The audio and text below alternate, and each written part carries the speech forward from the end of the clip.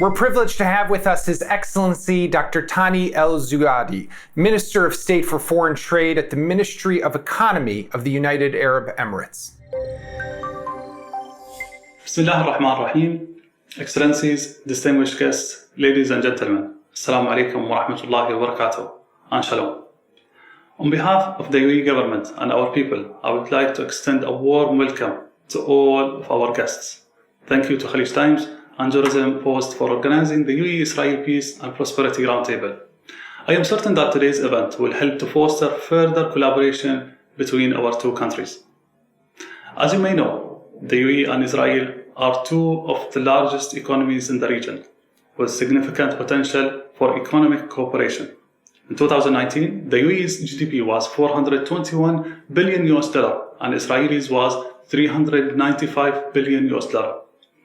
And since the signing of Abraham Treaty, it has been estimated that exports to the UAE could reach between $300 to $500 million annually, while the UAE investments in Israel could amount to $350 million a year. This is a testament to the many opportunities that lie ahead in trade and investment across many sectors. If we go in details in some of the sectors, for example, in the oil and gas sector, the UAE is looking to invest more in downstream activities, particularly in refining and petrochemical projects. Refining and chemical production is projected to be one of the fastest growing segments of oil demand in the coming years, and the UAE will be looking forward to a strategic partnership to boost investments in this area. Israel may be a natural partner for such energy projects. On commercial aviation front, the UAE and Israel are home to several of the world's leading airlines.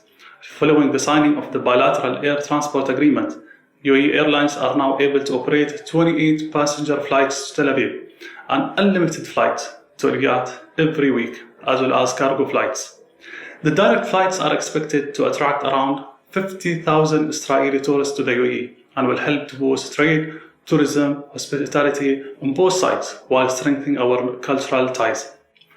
Bilateral trade and logistics is also expected to grow. The UAE is home to the world's busiest airport for global travel, the largest seaport in the Middle East, as well as the first semi-automated container port in the GCC region.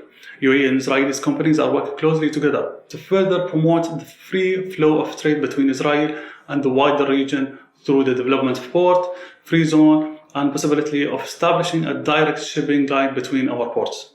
In the space and advanced technology sector, the UAE has inspired the region and the world through the launch of the Hope probe to Mars.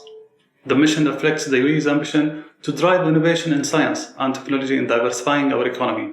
I also would like to take this opportunity to commend the Israelis' recent announcements to send the second spacecraft, Rishit 2, to the moon. This is testament of the great opportunities that lie in this sector. Our space agencies are working together to explore and exchange our know-how and learning to further advance the space sector. Greater partnership in the renewable energy sector is also possible. During the past 10 years, the production capacity of renewable energy projects in the country increased from 10 megawatts to 1,800 megawatts, and the next years will see this capacity grow by nearly 400% to reach 8,400 megawatts by 2030. Israel has more than 1.4 gigawatts of solar power capacity, and Israeli companies are developing new technologies, including solar thermal plants, improved lithium batteries, hydrogen storage, smart grids, solar generation balancing, biofuels, and floating solar power that the UAE could either invest in or adopt to.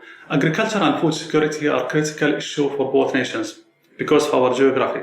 Israel's agri-tech has been disrupting the traditional agriculture, forestry, and fishery market, which is valued at $3.3 trillion as of 2018. While the smart agriculture sector, currently valued at $13 billion, is expected to grow in the next 3 years. Our combined expertise in these areas holds a great potential for trade, research, investments, and collaboration between our nations.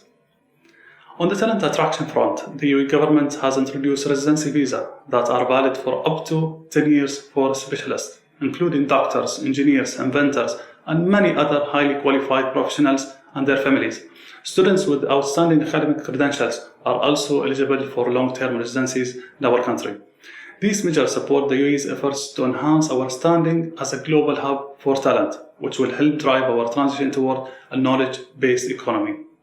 There are, of course, many other sectors that can explore together with Israel to help our economies grow. We all have a stake in making the region more competitive, more vibrant, and more prosperous. And today's event is a great step toward this objective. The UAE looks forward to working with the Israeli governments and business community to deepen economic ties and to realize the promise that peace offers to the region. Wish you all the best in the roundtable, and thank you so much for listening.